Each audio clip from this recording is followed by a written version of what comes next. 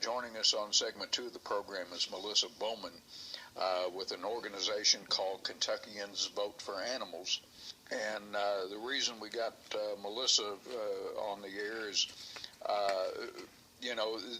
usually in the wintertime it becomes more prevalent. And we haven't had a bad winter, but we still have situations where we've got animals that, and when I say animals, dogs and cats that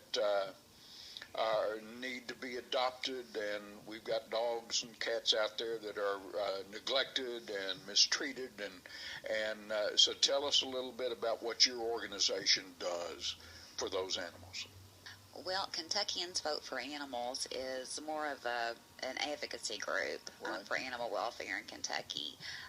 So we try to do some educating on animal welfare issues and also try to work for better laws, which we've got a way to go.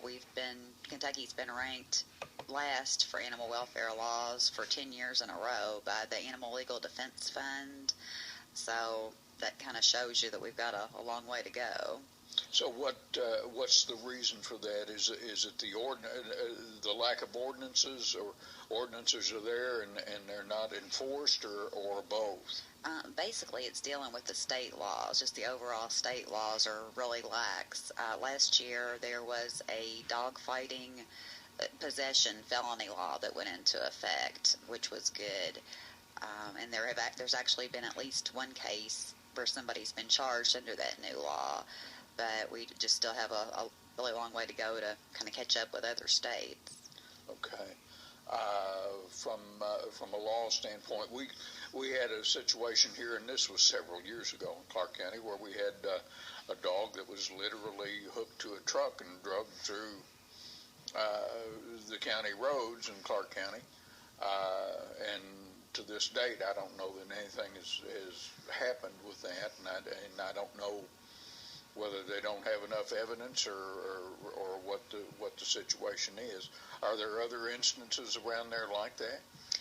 There have been other even dragging cases in Kentucky, and I remember that case that you're talking about, and as far as I'm aware, I don't think they ever identified the perpetrator. But even sometimes when they do have a defendant or in a case like that in Kentucky, a lot of times if somebody's charged with a felony, it'll get amended to a misdemeanor, if they're lucky. Pay a fine and go to the house. Yeah, slap on the wrist, pretty much. Okay. We were talking before we started recording, and not to be personal, there's a dog at the Clark County Animal Shelter that I have some connection with. Her name is Josie. She's an Anatolian Shepherd. She was brought into this world, at I think 6 weeks old. She was strapped out back of the house. She was fed and watered,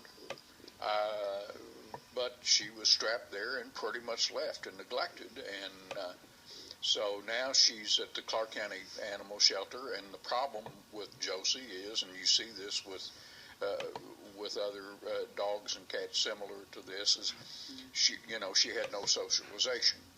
Right. So we had somebody take Josie, and Josie did well for about a month or so, but Josie, because of her upbringing, her early part of her life was protective of food and toys, and that caused a problem. Josie's been at the animal shelter for about 6 months now. Gosh.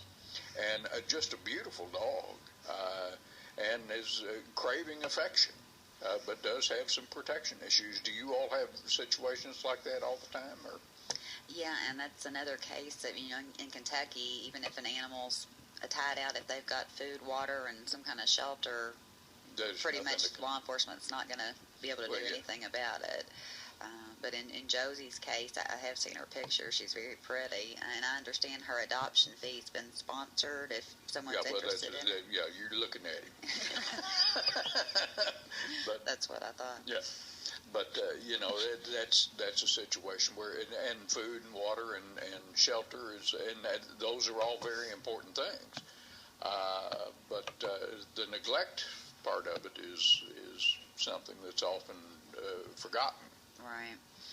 And so your organization, what areas do you cover?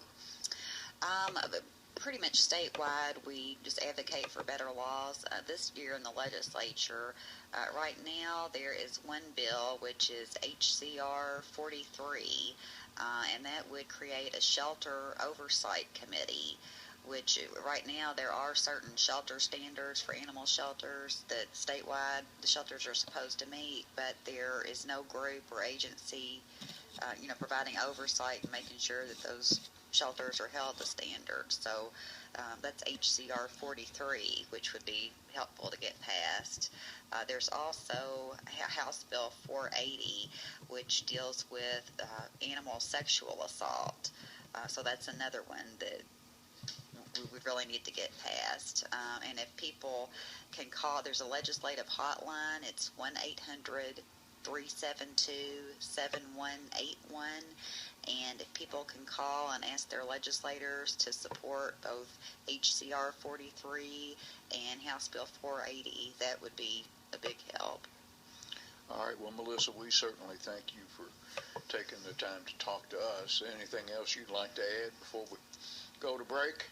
No, just thank you for speaking to me, and encourage anybody to call their legislators, and also to visit your local shelter if you can adopt, or if not, foster, donate, volunteer. All those are very much needed. All right. And again, you're with Kentuckians Vote for Animals. Vote for Animals, Melissa Bowman. Again, thanks for taking the time to talk to us. Thank you. We'll be back with more of Winchester Clark County Forum after this.